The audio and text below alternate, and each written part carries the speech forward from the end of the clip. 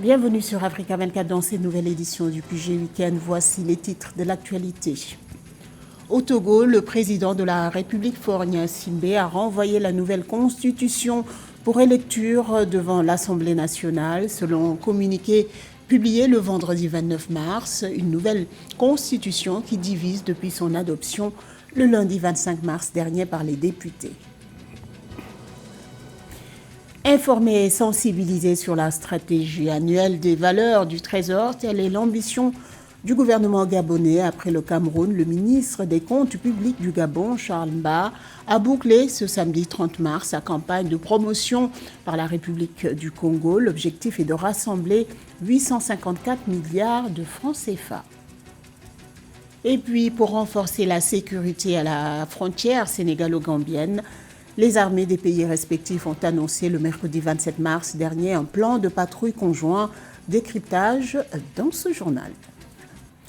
Mais tout d'abord, en Somalie, le Parlement a approuvé à l'unanimité ce samedi 30 mars l'instauration du suffrage universel direct et le passage à un régime présidentiel. Un processus jugé illégal par un ancien président qui dénonce cette modification constitutionnelle qui concrétise ce mode de suffrage jamais appliqué jusqu'ici. Il le sera désormais dès les élections locales prévues le 30 juin prochain. Pour rappel, le principe du suffrage universel direct, une personne, une voix avait disparu après la prise du pouvoir par l'ancien président Mohamed Siad Barré en 1969, qui était resté au pouvoir durant 22 ans avant d'être renversé par une coalition d'opposition. Au Togo, selon un communiqué publié le vendredi 29 mars dernier, le président Faure Gnassingbé a renvoyé la nouvelle constitution devant l'Assemblée pour une relecture. Cependant, depuis l'adoption par les députés, la nouvelle constitution est contestée et très contestée. Cette nouvelle réforme constitutionnelle fait entrer le Togo dans sa 5e république en passant d'un régime présidentiel à un régime parlementaire. Pour exprimer leur désaccord, des appels à la mobilisation citoyenne se sont multipliés dans le pays. Les détails avec ce sujet de Pauline Minka. Adoptée le 25 mars 2024 par les députés, la nouvelle constitution selon laquelle le président serait désormais choisi sans débat par le Parlement réuni en congrès pour un mandat unique de 6 ans divise. Face à cette situation, le président de la République Faure Gnassingbé a renvoyé la nouvelle constitution devant l'Assemblée pour un nouveau vote vendredi 29 mars 2024. Certains experts souhaitent que toutes les forces vives soient consultées pour l'adoption de cette nouvelle constitution. Nous devons vraiment balle à terre. Le chef de l'État, tout le monde, on doit se concerter. Et la constitution de 92 a été tellement précieuse, a été obtenue par de grands sacrifices. Et il faut quand même qu'on respecte cette constitution et qu'on ne lui torde pas le cou de cette manière. La validation du texte par l'Assemblée nationale, dominée par le parti UNIR, suscite des tensions politiques. Selon l'opposition, la fonction du président du Conseil des ministres est une autre voie pour le président Gnassingbé afin d'étendre son emprise sur le pouvoir. Les religions ont également exhorté le chef de l'État à retarder la promulgation de la réforme et s'engager plutôt dans un dialogue politique inclusif après le scrutin législatif du 20 avril 2024. Nous savons que la lutte sera longue et difficile. Mais avec le peuple togolais, nous ferons tout notre possible pour empêcher ce coup d'État constitutionnel. Nous appelons la population à rejeter cela et à s'y opposer massivement. Le Togo, qui compte environ 8 millions d'habitants, est gouverné par la même famille depuis 57 ans, d'abord Eyadema Gnassingbé, puis par son fils. Faure Gnassingbé est au pouvoir depuis 2005 après avoir remporté les élections que l'opposition avait qualifiées de simulacre. À noter que malgré les appels à manifester, les autorités togolaises ont interdit les réunions ou toute autre forme de mobilisation sur l'ensemble du territoire. L'opposition, de son côté, dénonce un coup de force du pouvoir. Le ministre des Comptes publics du Gabon, Charles Mba, a terminé sa tournée de campagne pour la promotion des valeurs du Trésor ce samedi 30 mars par la République du Congo. L'objectif pour le Gabon est de réunir 854 milliards de francs CFA Pour répondre aux besoins financiers de l'État, le gouvernement du Gabon compte ainsi sur les partenaires financiers et investisseurs de la sous-région d'Afrique centrale pour atteindre ses objectifs de développement économique national, mais aussi renforcer le marché de la bourse des valeurs du Trésor. Plus de détails dans ce reportage de Joseph Mouanfou. 854 milliards de francs CFA, telle est la somme que souhaite mobiliser la République du Gabon en 2024 afin d'atteindre les objectifs de développement qu'elle s'est fixés. Et pour la mobilisation de cette importante somme, l'État du Gabon a lancé dans la sous-région une campagne pour la promotion des valeurs du Trésor. À travers cette campagne, le gouvernement du Gabon compte sur les partenaires financiers et investisseurs de la sous-région Afrique centrale. Tout cet argent qui va être collecté va servir dans le budget de l'État à poursuivre les objectifs que l'État veut pour cette année, c'est-à-dire une grande partie de la politique sociale que nous avons amenée, une autre partie pour accompagner l'investissement que nous avons décidé de faire dans les projets qui ont été retenus. Après l'étape de Libreville au Gabon et Douala au Cameroun, le ministre des Comptes publics, Charles Mba, a été ce samedi 30 mars 2024 face aux investisseurs et partenaires financiers du Congo. L'objectif affiché de cette rencontre, informer et sensibiliser sur la stratégie annuelle des valeurs du Trésor 2024 au Gabon. Cette année, c'est une somme globale de 854 milliards de francs CFA que nous comptons mobiliser au titre de bons du Trésor assimilables et des obligations du Trésor assimilables, les BTA et OTA. Nous comptons évidemment, naturellement, sur l'accompagnement des investisseurs congolais. L'intérêt de ces derniers pour les valeurs du Trésor s'illustre bien dans le fait que l'État du Congo détient l'encours le plus important sur ce marché. Pour cette campagne, l'État gabonais entend renforcer la promotion des titres sur le marché sous-régional. L'objectif étant d'informer les acteurs économiques sur les différentes opportunités qu'offre le marché des valeurs du Trésor et les inciter à constituer plus d'épargne tout en améliorant leur mobilisation sur le marché des capitaux de la CEMAC. L'État gabonais, qui a levé près de 6 462 milliards de francs CFA en décembre 2023, est entré dans le marché de la bourse des valeurs du Trésor en mai 2013. Selon les prévisions de la Banque des États de l'Afrique centrale, la croissance économique dans la zone CEMAC, Communauté économique et monétaire de l'Afrique centrale, affichera 3,6% à fin 2024. Et ceci grâce à la performance des activités non pétrolières. Le taux de croissance économique sera le plus élevé enregistré en 10 ans dans cette zone. Mildred Diamo. Les perspectives économiques dans la Communauté économique et monétaire de l'Afrique centrale CEMAC sont favorables pour l'année 2024. Les prévisions du Comité de politique monétaire de la Banque des États de l'Afrique centrale BEAC révèlent une croissance à 3,6% dans l'espace communautaire à fin 2024, soit le taux de croissance économique le plus élevé en 10 ans.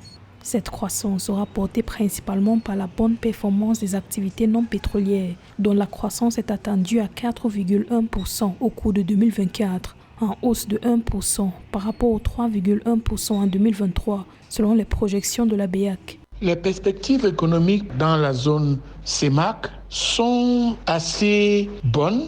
Elles peuvent être mitigées pour ce qui est de l'inflation, mais pourraient se ressaisir si l'économie de l'Afrique centrale connaît une certaine diversification. Il faut donc diversifier les exportations, surtout les exportations à l'intérieur de l'Afrique, ce qui permettrait non seulement de stabiliser les prix, de contenir l'inflation à un taux beaucoup moins que celui de 5,5%.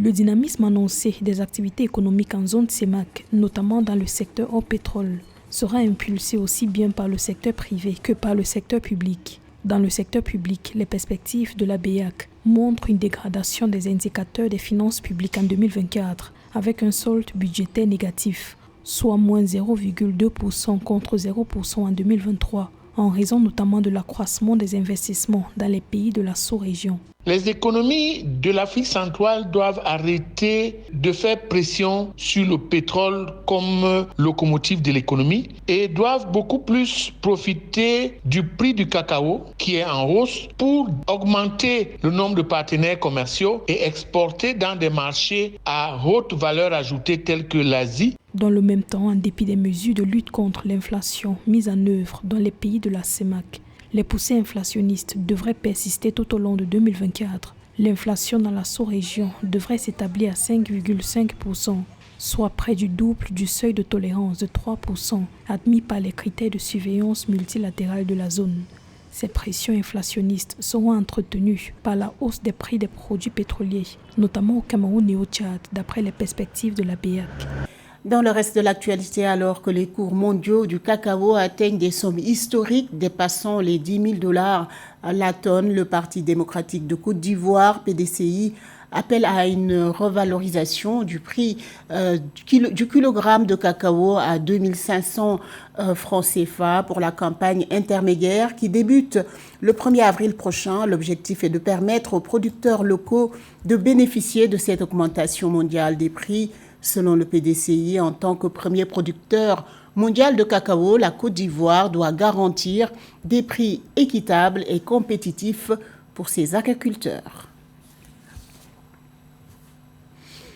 Le Burkina Faso veut se doter d'une centrale nucléaire dont la mise en service est prévue pour 2030, prenant part au 13e Forum international sur l'énergie nucléaire Atomexpo à Sochi. Le lundi 25 mars dernier, le ministre burkinabé de l'énergie, Yacouba Zabré Gouba, a signé une nouvelle convention avec la Russie.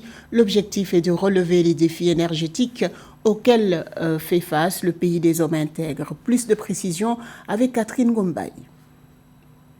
Au Burkina Faso, le taux d'électrification actuel en milieu urbain est estimé à 67,4% selon la Banque africaine de développement BAD. Pour garantir l'accès universel à l'énergie et booster le développement du pays, le gouvernement burkinabé a signé le 25 mars 2024 un accord avec la compagnie russe Rosatom.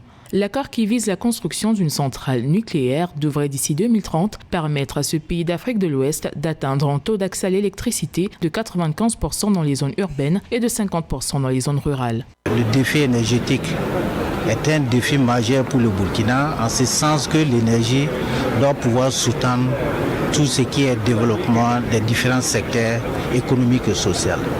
Nous avons un déficit assez grand et il s'agira dans les prochaines années de travailler à combler ce déficit afin d'accompagner cette politique d'industrialisation qui est en cours actuellement au niveau du Burkina.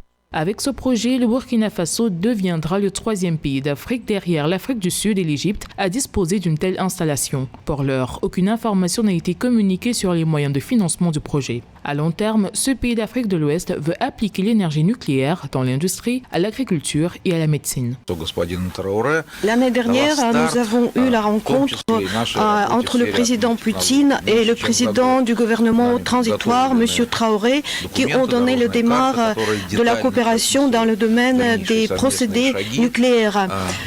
Pendant presque l'année, on a préparé la feuille de route et on a désigné les étapes à faire. Dans sa marche vers la résilience énergétique, le Burkina Faso, aux côtés des autres pays de l'Alliance des États du Sahel, veut déployer des stratégies pour la sécurisation de l'approvisionnement en énergie électrique pour construire une centrale nucléaire d'ici 2034. Mutualiser leurs forces militaires pour renforcer la sécurité à la frontière de leurs pays respectifs, c'est l'ambition des pays voisins, le Sénégal et la Gambie.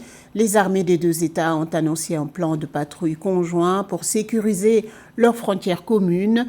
Une initiative qui implique la collaboration entre la zone militaire numéro 3 basée dans la région de Kaolack et le 2e bataillon d'infanterie gambien. Cher Omar Kamara.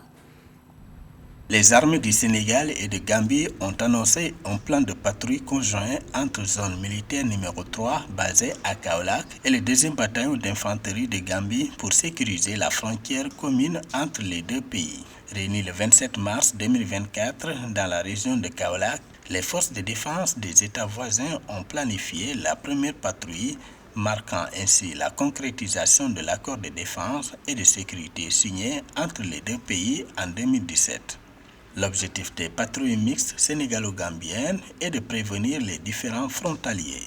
Nous avons échangé pour en venir à retenir tout ce qui est, en tout cas, menace au niveau de la frontière. Nous avons fait le point de situation, nous avons retenu toutes les zones de vulnérabilité au niveau de la frontière. Ça peut être l'un ou l'autre des types de menaces dont je viens de parler.